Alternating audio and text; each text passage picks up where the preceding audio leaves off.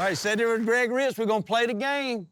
First roll, Gregg's going to be your animal. The second one's going to be the action with the animal. All right. Just keep away from the ducks. I don't... Yeah, I know it. Let's see, 6, 7, what's that, 6, 7, 8? Oh. Look at you, it's deer. Yeah. Greg, all right, roll again. Dude, this has like been unbelievable. Almost every personality is almost correlated and gravitated to the animal they love the most. 5, 6. And it's story time on a whitetail. That's what you was praying for, story time on a whitetail. Okay, so one of the greatest stories for a pursuit of a whitetail, deer was called the mule deer buck, okay? Because when he was 3, he had double split twos like a mule deer. By the way, never name a deer off his antlers. I got you. Okay, because he lost the split. So you called him muley? I called him mule deer buck at 3, and he never had split twos after that. That was the only impression. It was the only, so it made no sense when I go, kill him, and he's a 185-inch mainframe 10. Yeah. But anyway, 94 straight days to kill that deer. Are you serious? This is Illinois or? This was Illinois. Holy cow. He was a timber deer. What's interesting is 3 years old, filmed him, named him because he was special, right? He's 140-inch deer, 3 years old. And then 3, 4, and 5, thousands of pictures, never saw him on the hoof.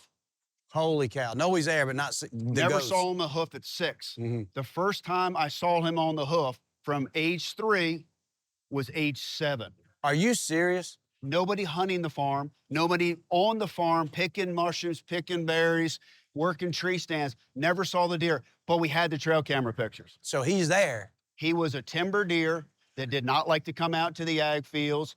Everybody says, oh, they're nocturnal, they're nocturnal. Deer are nocturnal where you're hanging your cameras. Correct.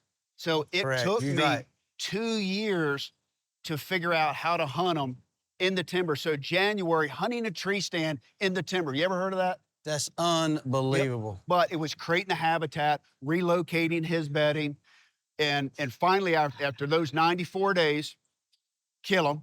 So here's the craziest thing. This story time, right? So he was the offspring of a deer that I killed 6 years earlier called Curly. Really? So look, almost identical? Identical, okay? They both died within 20 yards of each other. Are you serious? So in the same area, same spot, Correct. Probably the son or grandson. So he was... Same mannerism. So the mule deer buck was 1 year old when I harvested his father. That's crazy. And then 6 years later, I harvested the son. I have them mounted side by side. And you're like, were they twins killed in the same year? No, that's father and that son. That's crazy. And then they died 20 yards from one another. That's something that don't get talked about. It makes you wonder. You hear about genetics, you hear about this. Obviously, Labrador retrievers, they all seem to fetch. Squirrel dogs, which I'm into squirrel dogs, they all tree squirrels. It makes you wonder if there's a correlation with the habitat and the area. Yep. Do they even have the same mannerisms? It's like you kill Curly, it makes you wonder. It could be. And he lived in the timber on 20 acres. Yeah. Didn't care, farm equipment going by, people just lived in 20 acres. But then the total beautiful moment of all of this, right? Because great stories, great chase, right? Was, so I harvested them in January, literally end of the season. I mean, I was obsessed. I flew home on December 20th for Christmas. December 21st, he daylighted the first time in like 2 months. Holy cow. And I'm like, oh boy, daylights again, December 22nd. Yep. No, it was the 20th and 21st he daylighted. I jumped on a plane, flew back, and hunted the 22nd and 23rd, flew home the 24th. No way. Wrapping presents for the kids. But anyway, where the full circle comes through is I planted all these warm season grasses for them. So in March, you burn your grasses, right? Mm-hmm. And this is like 12 acres. Burn the grasses.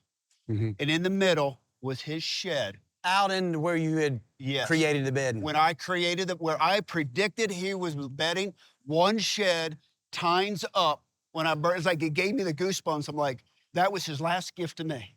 That is crazy. Thank you for doing all this for me. Thank you for this habitat. I'm going to leave you one more Easter egg out there. That's unbelievable. So if that tells you why we do what we do.